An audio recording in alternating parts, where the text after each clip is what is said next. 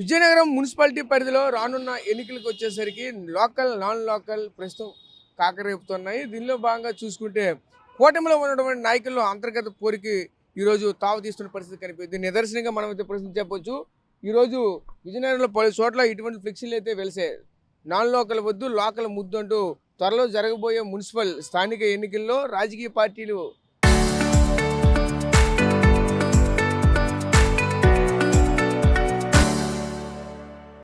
సంబంధించిన వార్డులు డివిజన్లు దీనికి సంబంధించిన పరిధిలో ఉన్నటువంటి స్థానికంగా ఎవరైతే ఉంటారో వాళ్ళకి మాత్రమే సీట్లు కేటాయించండి, లోకల్ వారికి మాత్రమే సీట్లు కేటాయించండి, నాన్ లోకల్ వారికి కేటాయించొద్దంటూ కూడా ఇక్కడ చెప్తూ ఉన్నారు. ఇట్లు ఇక్కడ చూస్తే 37వ డివిజన్ సంబంధించి అయితే రానున్న రోజుల్లో ఎందుకంటే దీనికి సంబంధించి ఇప్పటికే వార్డులు పెంపు కార్యక్రమం అయితే జరిగింది. సుమారుగా ఇంతవరకు 50 ఉండేవి, ఇప్పుడు 56 వరకు కూడా వెళ్ళాయి.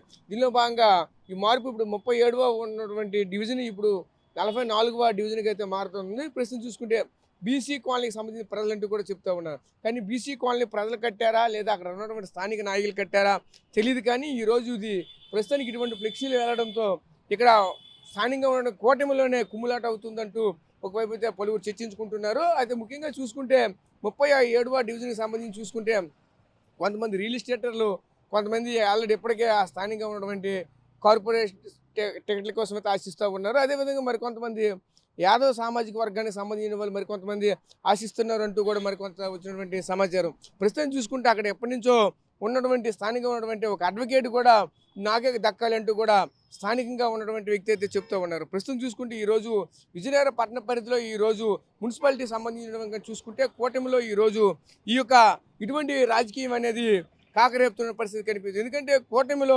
ఇప్పటికే చూసుకుంటే అంతర్గత పోరైతే మొదలవుతున్న పరిస్థితి కనిపిస్తూ ఉంటుంది. ఎందుకంటే ఒక సీనియర్లు జూనియర్లను ఇప్పటికే విభేదాలు అయితే తలెత్తున్న పరిస్థితి ఉంది. ప్రస్తుతం చూసుకుంటే విజయనగరంలో ఉన్నటువంటి బంగ్లాకి సంబంధించినటువంటి పలువురు నాయకులు కూడా గుసగుసలాడుకుంటున్నారు. అక్కడ ఉన్నటువంటి ఓన్లీ ఉన్న జూనియర్కి మాత్రమే పనులు అవుతున్నాయి, సీనియర్లకి ఏ పనులు కూడా అవ్వట్లేదు, పక్కన పెట్టేస్తున్నారంటూ కూడా పలువురు అయితే చెప్పుకుని వస్తున్నారు. ప్రస్తుతం చూసుకుంటే గోవా గవర్నర్గా ఆయన వెళ్ళిన తర్వాత ఇక్కడ రాజకీయం పూర్తిగా మలుపు తిరిగిందంటూ కూడా మరికొంతమంది అయితే చెప్తూ ఉన్నారు. అయితే ప్రస్తుతం రానున్న రోజుల్లో ఈ స్థానిక ఎన్నికలు రానున్నాయి. స్థానిక ఎన్నికలకు సంబంధించి ఎవరికి పట్టం కడతారని కూడా ఎదురు చూస్తున్న పరిస్థితి. అయితే కొన్ని సందర్భాలు చూస్తూ ఉంటే స్థానికంగా వార్డుకి సంబంధించి కనుక చూస్తూ ఉంటే లోకల్ అక్కడికి ఏదైనా సరే ఆ ఫండ్స్ వచ్చినప్పుడు కానీ లేదంటే అక్కడ సొంత నిధులు ఖర్చు పెట్టడానికి అయితేనేమి ఆ సందర్భంలో లోకల్ నాన్ లోకల్ అని చూడరు. నాన్ లోకల్ వారు ఎవరైతే వస్తారో అక్కడ డబ్బులు ఎవరైతే ఖర్చు పెడతారో వాళ్ళకి మాత్రమే ప్రయారిటీ ఇస్తూనే ఉంటుంటారు. కానీ ఈరోజు టికెట్లకు వచ్చేసరికి మాత్రం ఖచ్చితంగా లోకల్కే ఇవ్వాలంటూ కూడా ఇటువంటి ఫ్లెక్సీలు వెళ్ళడంతో పలువురు చర్చనీయాంశంగా మారుతున్న పరిస్థితి కనిపిస్తూ ఉన్నది.